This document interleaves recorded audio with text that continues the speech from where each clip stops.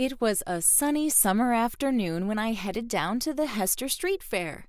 In search of what, you may ask? This, the elusive bunny feet ice cream sandwich by the Melt Bakery. Brilliant baker Julian Plyter layers 2 scrumptious carrot cake cookies between heavenly cream cheese ice cream. Julian and his business partner, Kareem Hamady, teamed up to launch Melt Bakery. I got the chance to speak with Julian about his decision to say goodbye to his previous job in order to pursue his pastry passions. You're coming from a background in restaurants and working for other people, but what made you decide to take the leap and work for yourself? Well, one of the things that had the biggest appeal about it was to sort of be my own boss, the idea of being my own boss, of course. That's why everybody really goes into business for themselves. But I also felt like I could really bring a unique product to the marketplace that people hadn't seen before, that is... And we started with our ice cream cookie sandwiches. So it's something that's really comfortable and really familiar, but at the same time, we're doing them in ways that haven't been done. Absolutely. How about snickerdoodles with cinnamon or shortbread with passion fruit? When I worked at one particular restaurant, we had a cookie plate on the menu, on the dessert menu, and we also had several different ice creams. Sometimes we had as many as 14 or 15 different ice creams. So in the morning, I would get in and bake all the cookies and freeze all the ice creams. And my mid-morning snack every day was a different ice cream sandwich. So I'd say, well, let's try this one with this one. Let's try that one with that one. So actually, it just became one of those things that I really fell in love with. And you look commercially, there are really not that many options of ice creams, cookie sandwiches to get. So through that sort of constant eating, I was able to sort of develop a feel for what I thought would work really well together. And we've done some really exciting combinations. And tell us a little bit about the combinations. One that we got a little attention for early on was called the Bold, and that was a salted peanut cookie with Guinness stout ice cream, which we sourced from Laboratorio del Gelato. And that was really interesting. It was like a bar snack you could take with you. And since then we've introduced 1 or 2 new flavors each week. And usually I just take flavors that I like together, like chocolate and mint, and I figure out a way that I can do it in an ice cream cookie sandwich form. So we did brownie squares with black mint ice cream, black mint being a very clean variety of peppermint.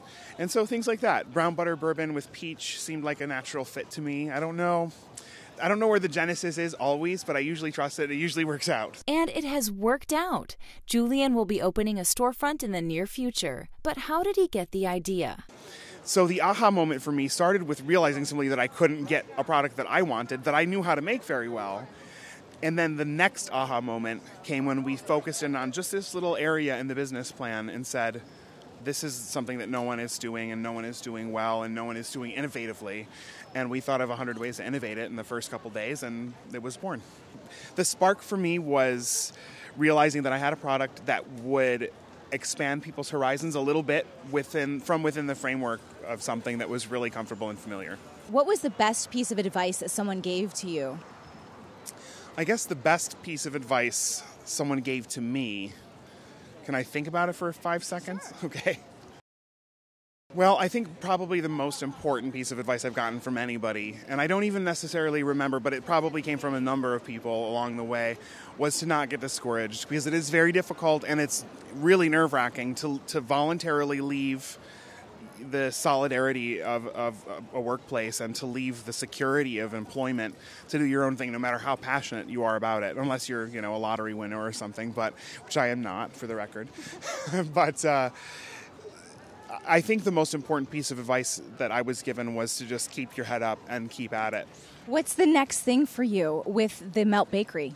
Well, Melt Bakery is planning to open a storefront in the next couple months, and that's going to be the big thing. We're also looking at getting some products like frozen cookie dough and things like that into retail stores. So those are sort of the next 2 big steps. After that, London, Sydney, Paris, the usual. What is the next exciting step in your journey that you're looking forward to doing? In my personal life, really I want to have a boat. And it doesn't have to be a giant boat. I mean, I will take a kayak. I'll take a 87-foot schooner or a 7-foot kayak. I want to have a boat. I want to get actually back to the water. That's like a personal goal of mine. I grew up on the water, really, and so that's my personal goal. Professionally, I really see Melt Bakery going very far. I think Julian will go very far indeed. His ice cream sandwiches are just the beginning for him and Melt Bakery. To find out this week's flavors and to learn more about Julian and Melt Bakery, visit www.meltbakery.com.